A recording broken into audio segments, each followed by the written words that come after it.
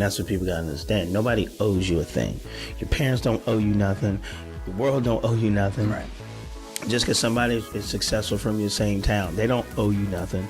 They went out and made it happen too. So I feel like we take that mindset, nobody owes us. We need to be appreciative of every opportunity we get. It would really change our perspective and our approach to things, and really want to retain and make the best out of every moment we're spent learning. Have you ever heard the phrase becoming the best version of yourself? Yeah, me too. But what does that even mean, and how do we become that person? I'm here to help you navigate through those questions and come up with actionable steps in order for you to live your best life. We've got to discover what we want. We've got to figure out a plan on how to get there, and then we have to go. We can't just sit and wait any longer. Life won't wait on us. So come join me on this constant journey to become the best version of yourself and to find your best you. I'll see you on the other side. All right, what's up, everybody? Welcome back to Nick Carrier's Best You podcast. I've got a super special interview today with the one and only Jimmie Allen. Appreciate you coming here today, Jimmy. Dude, no problem. Thanks for having me, man. Yeah, definitely. Here's some great things about you, and through my research, I've gotten more and more stoked about our conversation. Oh, man, I'm looking forward to it. Yeah, man. So basically the way I want to start today is, you're from Milton, Delaware, a small town with maybe about 1,000 people in it. You said about maybe 800 people, but yeah, it was like when I was there, it was about 850. Yeah. We got about, I think there's like 11 to 1,200 now, because people like fluctuate in during the summer. Right. So like during the winter, it's probably about 900 people. Then during the summer, like about 300 to 400 come in. They have houses there and stuff. So that's nuts. Man. Well, cool. And then you moved to Nashville back in 2007. Mm-hmm. So I want to talk a little bit deeper about kind of the reason of moving. Like obviously you kind of know you want to be a country music star, but I want you to dive a little bit deeper because it's like a risky move. You don't have a whole lot of money. You don't exactly have a specific plan. So tell me about kind of that decision of moving to Nashville back in 2007. To me, it was just a matter. There's no gray area for me. It's black or white. You either want to do something, if you want to do something, you do it. If you don't do it, that's because you really didn't want to do it. And that's me. I realized, in order for me to do the country rock pop thing, I had to be in Nashville. So I just decided that's where I'm going to go and literally just left. But that's me though. Like my whole life, and that's just me. I'm very black and white. There's no in between. Like everything I don't do is because I don't want to do it. Like, everything I do is because that's what I do want to do. And I figure you have to put the effort in. Right. So what else in your life has that translated to? Like, what else have you just gone and done? Everything, as far as like, whether it's sports in high school, whether it's, acting on the TV side, hosting TV shows and stuff like that. I just get up and get it done. Mm-hmm. Same thing with like my workout in the morning. Like, I know my diet isn't the best. So for me to maintain the body I have right now, that's not halfway too bad. I gotta go to the gym. So I'm the type, like, I set one alarm and I get up and go. Yeah. Because again, in that mindset and I have a playlist I start on Spotify called My Motivation. It's got my Young Jeezy on there, all my hip hop stuff that gets me pumped up in the morning. Yeah. Because you can't listen to jazz and country in the morning, bro. Not when you're trying to wake up. Listen, no. No. Yeah. I think it's really important that you set one alarm. I think so many people, like I've seen so many people pull up their phones and show how many back-to-back alarms. You're setting yourself up like you're going to do it. Why are you setting yourself up? And to me, it's it's amazing. Yeah, I got a ghost in here. Yeah. To me, that's a mirror of your approach to life. Yeah. Laziness. Because again, that's really what it boils down to. If you don't do something and you keep saying, I want to get up, you get up. And like, we're all guilty of it. And for me, that's life. It's like life sometimes gives you one chance to make it happen. And what happens is if you set 3, 4, 5, 6 alarms, a lot of times you're setting yourself up for unrealistic expectations and patterns that you get used to, So when you hear one alarm, you're like, it'll come back on. It'll come back on. A lot of times that might transition into life when somebody say, hey, I have an opportunity for you. Oh, I'll wait next time. I have an opportunity. I'll wait next time. Then that next time doesn't come. So I figure, the more we can program ourselves to every opportunity that we have to make it happen, whether it's as little as setting your alarm one time and getting your butt up out of bed, that'll really help us train ourselves for every other aspect in life to really be hungry and motivated and a lot of times be our own motivation to make happen what we want. Yeah. Were there any other specific opportunities or specific experiences that you felt like you did a really good job of hopping on and not letting it pass by? You know what I mean? Like really taking advantage of a specific experience. Like just songwriting opportunities, doing a bunch of different talent shows, did stand-up comedy for like 3 or 4 years and did that. And for me, it was all about not always, a lot of people get the thing where in their head, everything has to be about exposure. A lot of times it's not about exposure. It's about practice, repetition. That way, when you get the exposure, you're ready and you don't blow that opportunity. You know what I'm saying? So, like, so many people want the big show. They want the big show, but they don't want to put in a rehearsal. They don't want to put in the time to get the songs right. They don't want to put in the time to make sure the show flows right with the songs, you know, and covering every aspect of the show to where when you have a label or a publisher or a manager or somebody comes to see you, they're like, damn, can't deny it. Right. You know, and I feel like that's what you have to be. That's what you have to be ready for. Yeah. That was funny, bro. Never actually had that happen. It always hangs up. You got to keep that in the video. Yeah, no, I will. You got to keep that in the video. So like you just said, and like it is one thing I read about you too, or heard about you too, is that you did stand-up comedy for a few years. Tell me a little bit about like the decision to do stand-up comedy and why. Because see, stand-up comedy for me is like being a performer to a concert is easy because concert music listeners come ready and excited to be entertained. Stand-up comedy crowds are more like, hey, impress me. So you really got to find ways to dig deep and turn a crowd that's not there to support you. See what I'm saying? To where it's a lot easier to get cheers from people that are willing and open to accept you versus people that are like, yeah, prove to me why I should laugh. And I feel like when you can get them to laugh, what it does is it's a connection between you and the audience. And if you can make a connection between a hostile audience, you can easily make connections that last beyond the concert with an audience that's willing to receive already. So that was my purpose for getting into comedy. So what do you think is the biggest lesson that you learned through that experience of trying to flip a crowd, if you will? Just be yourself. Don't fail. You know, people identify better with things that relate to your life that they can relate to their own. And whether it's fabricated a little bit to really make it funnier or really tie it in, that's fine. But what happens is people take it and tie it to their life. And I realized that a story that says about my life or someone else has always resonated a lot better than just some random nonsense. Yeah. Was there a go-to story that you always had? Yeah, I had a go-to story about the time I was like 14. And we had a boys sleepover at this kid's house from my church, and I peed in the bed. It was bad, man. I go on and on about that, about how, like, I remember I woke up, I pissed in the bed, I looked around, everybody was asleep. I took off and hid in the bathroom for like 20 minutes. The boys and mom got up, like, flipped the mattress over. I'm, like, peeping out the window and stuff. It was bad. But I go into all that and stuff, all the jokes and stuff that comes with that was pretty funny, though. Right. Yeah, it was pretty funny. That's hilarious. So you moved to Nashville in 2007, and when you get here, I learned that you lived in a trailer for a little bit with no electricity, and then you lived in your car for a couple months. Yeah. I kind of just want you to talk a little bit about that grind and what's kind of going through your mind when you're working at the snack bar at a gym and you're making shakes and you're doing all of these little things as much as you can. Like, do you feel like you are on the right path? Do you feel like you're going somewhere, or do you have the mindset of like, I have no idea what I'm doing? Oh, definitely feel like you're going somewhere because no matter the career, they all start the same: life and improvement. And you need to meet people.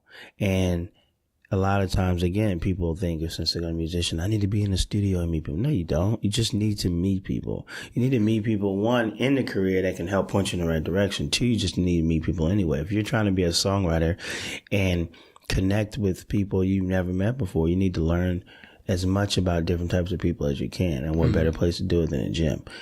So for me, I just felt like I was at the time in my life where I was in the sponge portion of my life. I feel like you're always a sponge, but really in the sponge portion without the squeeze, because I'm trying to soak in as much information as in the music business, who knows what, who knows who, as well as just connecting with other writers that went to the gym, other performers that went to the gym, as well as just everyday people with 9-to-5 jobs, because those are the people I'm going to be writing my songs to try to get them to buy my music and come to my shows. So I always felt like I was on a path, but I look at life in phases. That was in my recon phase, you know. Then after recon phase, you go to planning, Then after you playing, you go to trial. You try this song out live here, you try this song here, and then you go to execution where you finally take it and you record it. Hey, this is a song that every place we played to, the response has been great. So you take that song and then you take it to the next level. Try to get a publisher, try to get a manager, try to get a label. And I feel like those are different parts I had to go through. Yeah, no, I think that's really cool that you had that perspective back then, that you were in this phase of your life and it didn't you don't have to be doing all of this stuff, just like soaking it in, sponge without the You gotta be patient. It's really cool. You definitely gotta be patient because so many people, I don't know if y'all have seen it, but a thing called The Defiant Ones with Jimmie Allen and Dr. Dre. I haven't seen it. You need to see it. It's a documentary on those two dudes' lives. All the sacrifices they went through, the divorces, it's crazy because so many people want to be as successful as Dr. Dre and Jimmie Allen, but don't want to put the work in. And people don't understand, man. There's days now where I'm frustrated and don't know what the heck's going on. But I feel like if you really want something, to find out how bad you want it, say to yourself, am I willing to lose everything I have right now for that? Relationships, not eating, being comfortable with a roof over my head and heat. How many people say, you know what, you'll be successful in a few years, but you got to live in your car for 4 months. You got to not eat for 3 days. This girlfriend or this boyfriend you think you love, they got to go. They're going to leave you. How bad do you want it? You know what I mean? And for me, I sacrificed everything. And there's no relationship ever came before music, except for my son now. But no, dating a girlfriend, no, man, that's the last of my words. I don't want no girlfriend. Yeah. They'll be around. You know what I mean? Yeah. To me, my career was that important to me. Awesome. And this one girl was like, well, you would choose music over me? Yes. Yes. It's not a question. Yeah. It's not a question. And I think it's selfish for someone to say that to you when they know they're chasing your dream. Someone that's really loves you and care about you won't give you that ultimatum. Mm-hmm. That's selfish. Then you know right there, oh, you're not the person for me. Deuces. And I was quick to pull up deuces in relationships, bro. My thing is, if it ain't working in 3 months, it ain't gonna work. Yeah. I think that's important. Oh, yeah, man. Because I've seen so many people that's chasing this music thing stay in toxic relationships, man. I feel like in 3 months if you want to be with somebody or not. And then people you have people that, we dated for 4 years, but we should have broke up year one. Yeah, you should have. Why don't you do it? How people will risk everything for a relationship. Something that can give and then take away, but won't risk everything for a career that they could have control over. And that's something I've never understood, because to me, relationships with people, it's great. Love is cool, but at the same time, it's a different type of thing, and that's why I figure I'd be able to separate the two. I don't know. It's just, it was never a question for me where I'm going to move here or give this up for a girl. No, I think that's, I think it's interesting because that's a little bit how I feel right now too. But I feel like, you touched on phases of your life too. And I feel like that could also just be a phase of someone's life. I feel like at a certain point, your career is so important. And then maybe if you get to a specific point in your life, and maybe at a financial spot where you feel comfortable, maybe that becomes a higher priority or something like that. So I feel like that can go in phases. Because I've had most girls I've dated, they'll say, well, hey, Jimmie, I want you to spend more time with me and where I'm from, my hometown and stuff like that. But I'm like, look, I'm touring 25 days a month and my 4 or 5 days off, I'm going to Nashville to be with my son. I can't come to you. That's just me. And everyone from my mom to my pastor and my mentors and my therapist and everybody is listen, you need to find someone, you're in a part of your life where you have to be selfish. You need to find someone that's okay with coming to you. They can either keep their job or give it up, but realize, hey, you'll put them on a plane or they'll be in your tour bus and travel with you right now because that's what you need. She said, a girl that can't fit into that right now for the next 5 years ain't for you. And that's just how I got to look at it. Yeah. And I think people need to be honest with, no one should have to sacrifice their career when they're trying to build it to be with someone. You find someone who's willing to fit into your life. And my thing is, if I was dating a girl that had a career and she chased it and couldn't be around, I had the career that I was off on weekends, stuff, I'd fly to her. No questions. And I feel like people need to, it's not selfish when you're unwilling to bend at a certain point in life. It's not wrong with that because society lets us know you need to make it work. Both people, no, actually you don't. Like you find someone that's willing to deal with you. Like when people say you find someone, you marry someone that's willing to deal with your crap and your schedule, your career is part of that. Right. You know what I mean? It's just, and that's just where I'm at in life. Like, yes, my wife, she has to be able to come here with me on the road because I don't have time to go to her town and hang out with her family and her friends. I just don't. No, I understand that. And we've touched on, I feel like couple different kinds of relationships now, like a significant other and then building relationships with other people in terms of networking and building a career. And I feel like in any industry, music in particular is huge in terms of building your network, building relationships. You got to build it. What do you think is the most important maybe lesson you learned to help you build the best relationships with other people kind of in your network? Be yourself. Take the time to actually listen to what someone else has to say from their point of view. Again, be a sponge, because being able to relate to people when they talk about something, being able to process and fully understand information when they're trying to teach you something is very valuable. And people never want to feel like they're wasting their time. So I feel like if you're lucky enough to get with an artist you love or producer or a songwriter, take notes if you got to. Don't ask the same question twice. You're lucky they told you the first time because they don't owe you anything. And that's what people got to understand. Nobody owes you a thing. Your parents don't owe you nothing. The world don't owe you nothing. Right. Just because somebody is successful from your same town, they don't owe you nothing. They went out and made it happen too. So I feel like if we take that mindset, nobody owes us, we need to be appreciative of every opportunity we get.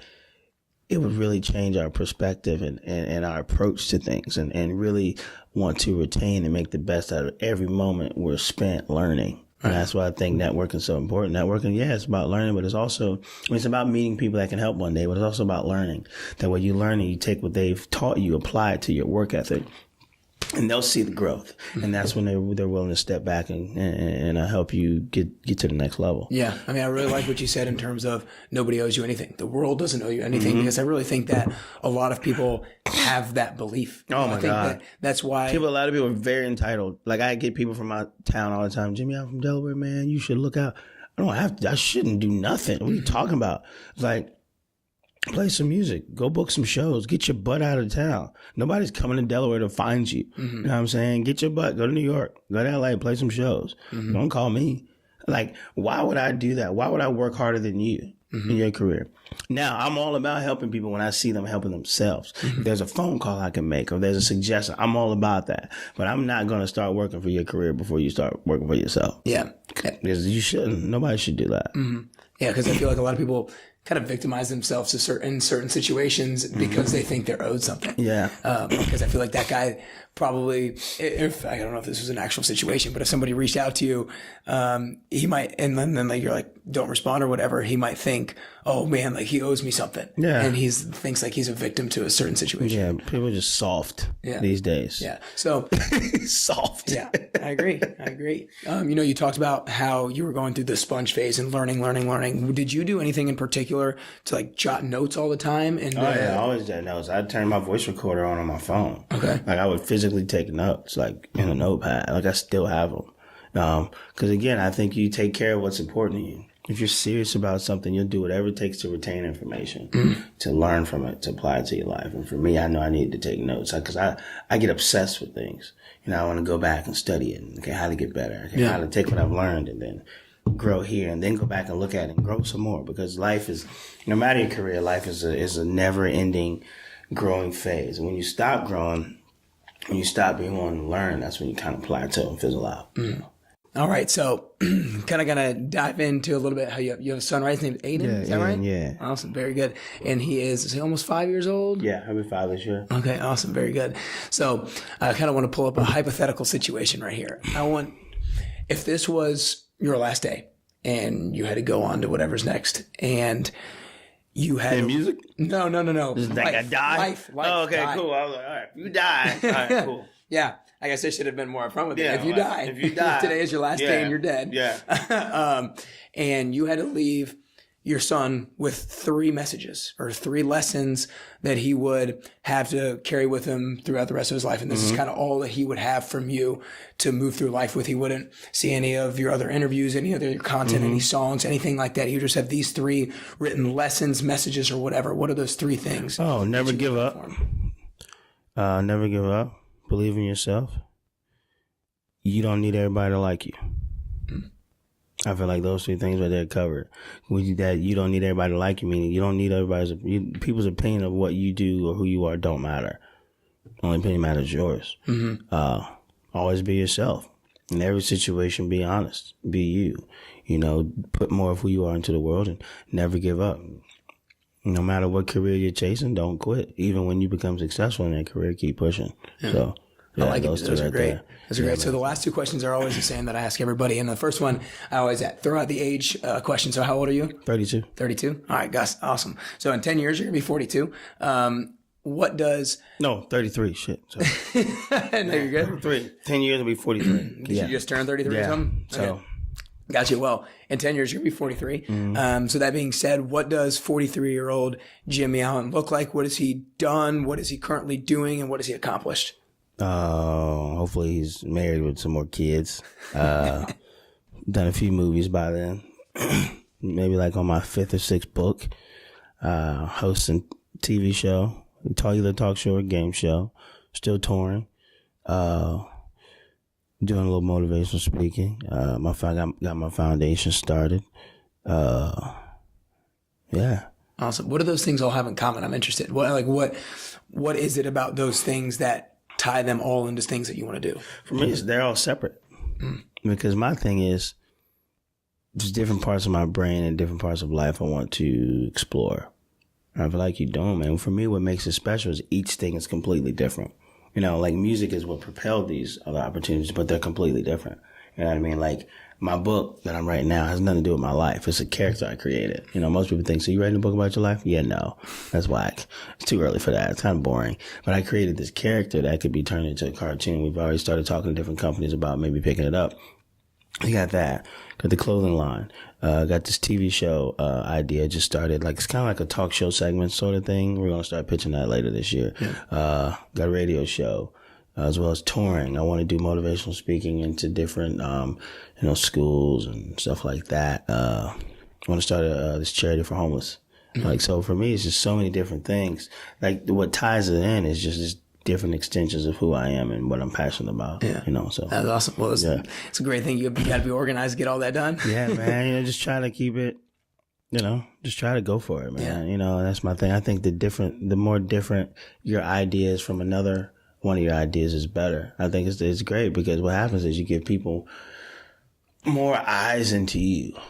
Yeah. Because there might be people that didn't like my song Best Shot, but they connected with my relationship with my grandmother. So they went back and listened to other music, vice versa. So I feel like the more tentacles you put out into the world, the more something else that people can grab onto. Yeah. No, I like that. Well, before I ask the last question, I want to acknowledge you for your perspective on patience that you had going throughout your career, because I know that that's one of the things that I struggle the most with is patience throughout the journey. And I feel like the only thing that keeps me relatively patient is knowing that that's everybody's process. Knowing that's just how you have to go through it. So just trying to keep that perspective and realize that you're just kind of building a foundation. And I think you had a great perspective of that very early on and you stuck with it. And I think a lot of people would have given up. So I think that message that you would portray to your son to never give up is super cool. Yeah, man. Same for you, bro. Like, it's all about persistence because what happens is people that deserve their opportunity get it. People that don't quit. And then they're left with you.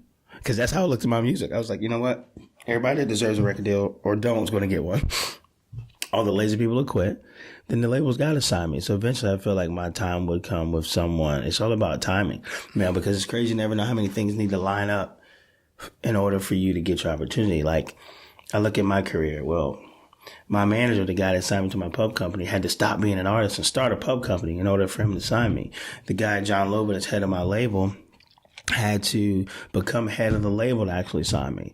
BMG had to come in and buy Broken Bow for them to be interested to take something more global and look for an artist that was completely different than everyone else. So I felt like things need to happen in order to get, the opportunity. I need to get to a point in life where my show was ready, where my music was ready, because if Broken Bow would have saw me 4 years ago, my show wasn't there yet. Right. You know what I mean? So it's just timing.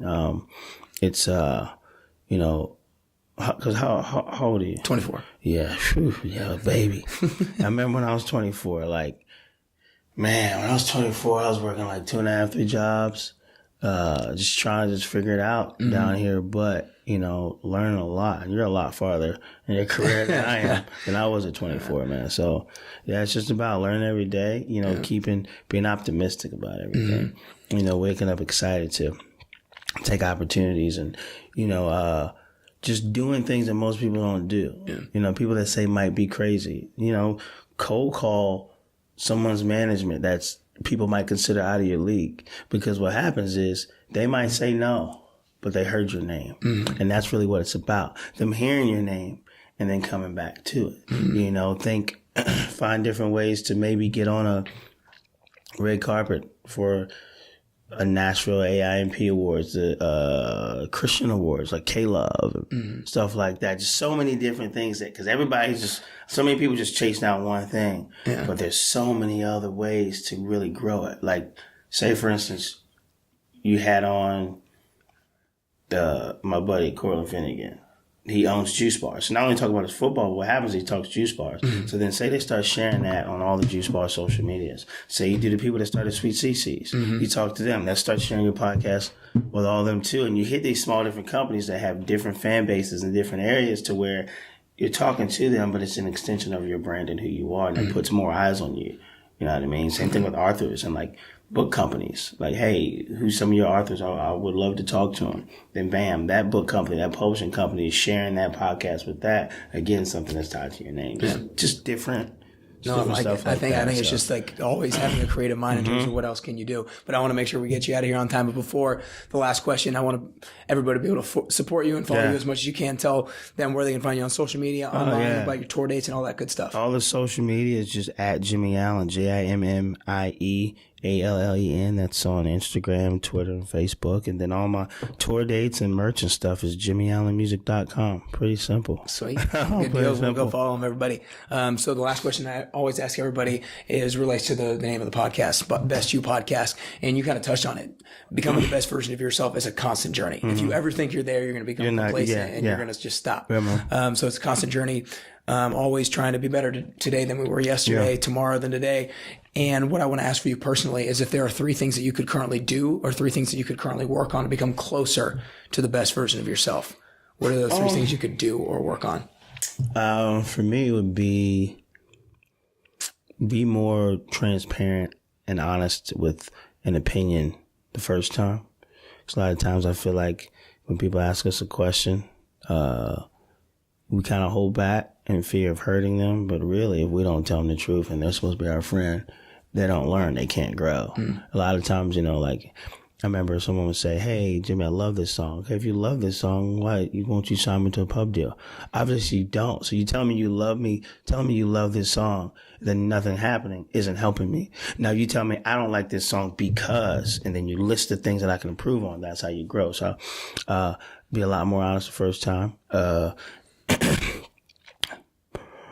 Say make more time for myself as far as to just live, because you gotta rest. You know what I mean? And I think the more I can rest and dig into more of who I am, that'll help me as well.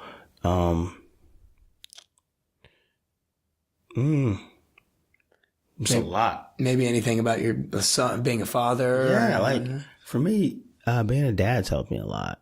Learn what unconditional love is. So just make more time to be a dad, and because I feel like your kids, your business, that's an extension of you. Like if you're the tree, your business, your kids, your music, they're branches. And what happens is if you don't take care of yourself, if the tree dies, the branch dies. You know what I mean? So you really have to take care of yourself, rest. Like a lot of people got this mentality, I'll sleep when I die. Yeah, or if you don't sleep, you will die. Get rest, people. You have to. You have to get rest. People don't eat breakfast. Breakfast is the most important meal of the day, because some people say, I don't eat breakfast. Well, if you don't eat breakfast, how the heck are you fueling your body during the day? And then you feed it a bunch of food it don't need at night, and then you want it to sleep and rest, and your body can't rest. So get rest, people. Let's not be idiots. Be smart. Wake up earlier. See the whole day. Your mind is the most active and ready to learn and create in the morning. Wake up earlier. Try to see the whole day. Yeah, man, and just keep being you. Yeah, dude. I love it. Well, I appreciate you coming in, dude. No problem, bro. It was awesome. Appreciate you, man. Yeah, man.